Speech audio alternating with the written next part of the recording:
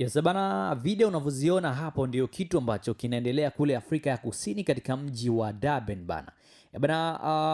Vikundi vya watu wenye silaha vimevamia mitaa ya jiji hilo ambapo vikiendesha operesheni ya kuwasaka na kuwapiga raia wa kigeni mchana kweupe. Haya sio maandamano lakini ni uvunjifu wa sheria ambao uliokithiri kama inavyotajwa bana.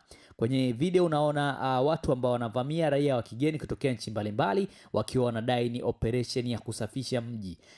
Polisi wameripoti kuzidiwa nguvu huku maeneo kadhaa yakigeuka kuwa uwanja wa vita. Maelfu ya wahamiaji sasa wanaishi kwa hofu kufuatia kile kinachoitwa Operation Cleanup.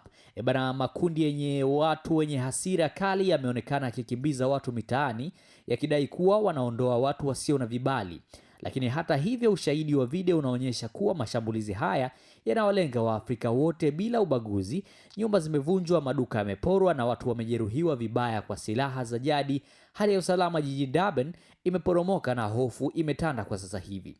Moja ya matukio yaliyozua taharuki ni video ambayo inaonyesha kundi la raia wa Afrika ya Kusini likishambulia maeneo kwa vitisho, na mhamiaji mmoja kutoka Ghana aliweza kutishiwa akisemeshwa na akiambiwa kwenye video hii hapa unaiona kwamba hatutaki Waafrika hapa tena, lakini nendeni mkarekebishe nchi zenu. Hali hii inadhihirisha msimamo mkali wa chuki dhidi ya wageni, xenophobia, ambao wamechochewa na propaganda za kisiasa na kijamii. Waandamanaji wanadai kuwa wageni ndio chanzo cha ukosefu wa ajira, madai ambayo yamepigwa vikali na wachambuzi wa kiuchumi.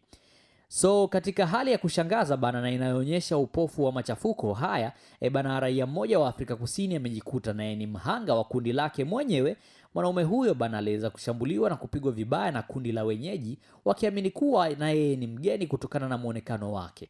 Licha ya kujitetea kwa lugha ya kienyeji, kundi hilo liliendelea kumpiga kama unavyoona hapo hadi pale ambapo utambulisho wake ulipothibitika kuwa yeye ni raia halali wa Afrika Kusini. Tukio hili limeweka wazi hatari ya kuchukua sheria mkononi, ambapo sasa wenyeji wameanza kuuana wenyewe kwa wenyewe. Mashambulizi haya yamezuia hasira kubwa barani Afrika, lakini serikali za kimataifa, jirani na mashirika kutetea haki za binadamu yametoa tamko kali ya kilani kitendo cha raia wa Afrika Kusini kuwageuka ndugu zao wa Afrika. Kuna shinikizo kubwa sana kwa serikali ya Rais Cyril Ramaphosa kuchukua hatua za haraka, ambapo mataifa kama Ghana na Nigeria tayari yameanza mchakato wa kuhakikisha usalama wa raia wao walioko Durban, huku kukiwa na tishio la kulipiza kisasi kwa biashara za Afrika Kusini zilizoko nje ya mipaka yake. Hadi dakika hii hali ya taharuki bado imetanda. Jeshi la polisi limeongeza doria, lakini mashambulizi nchini humo yameendelea kwa kiasi kikubwa ya chini kwa chini. Yanaendelea kwenye vitongoji vya Durban, lakini maelfu wa raia wa kigeni wamekimbilia kwenye kambi za muda na vituo vya polisi kutafuta hifadhi. Swali kubwa linabaki, je, Afrika Kusini itaruhusu chuki hizi kuendelea kusambaratisha umoja wa Afrika?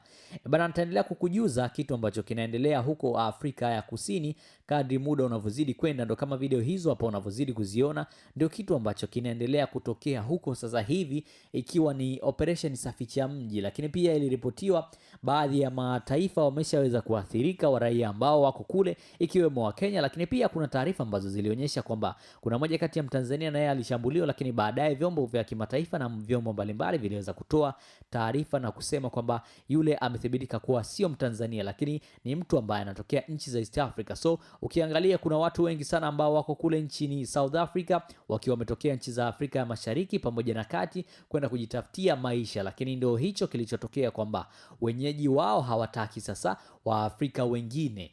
Imefikia hatua ambapo Mwafrika anambagua Mwafrika mwenzake. Ndio kitu ambacho kinaendelea Durban. So kama unapanga kwenda ama una mpango wowote, so keep low key kwanza, kwa sababu kinachoendelea ni kibaya. Hii ni Rema TV. Usiendelee kukaa bila kuacha kusubscribe channel yetu, lakini pia share, like, comment, lakini pia tufollow kwenye mitandao yetu ya kijamii yote, ikiwa ni Facebook, TikTok pamoja na Instagram. Utakuwa umetisha kinoma noma.